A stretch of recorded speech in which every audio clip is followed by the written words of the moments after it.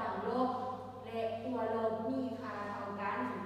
คำว่าเฮ็ดให้หัวหน่วย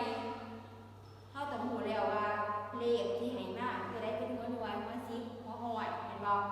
ให้หัวหน่วยเป็นรับ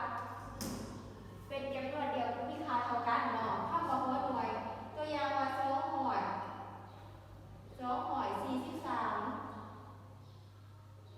กับ35ข้อตรงหูก่อนบาเลขตัวใดเป็นเลขหัวหน่วยเนาะข้อนับตัวอย่างข้อนับข้อหูแล้วว่า243แสดงว่าข้อตรงหูก่อนหัวหน่วยหัวสิบหัวหอยเป็นบอกถ้าตัวนี้เป็นหัวหน่วยเท่ากับว่าสังเกตตัวนี้ด้วยตัวนี้เด้35หารนี่เป็นรับหัว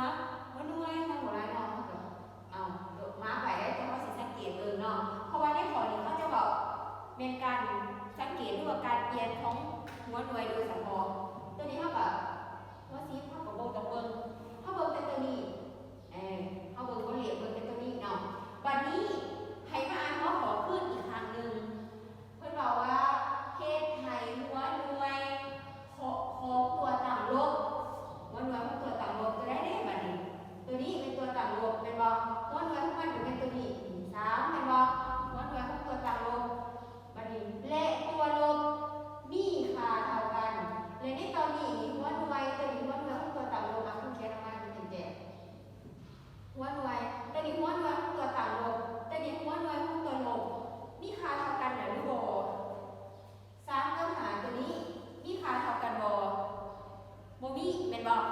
เป็นบ่มีแบบค่าของมันจะบ่เท่ากันเนาะตัวนี้3ตัวนี้5จังได๋5ก็หลายกว่าอยู่แล้วเป็นบ่คันอยากเฮ็ดให้เท่ากันเท่ากับลบ2ออก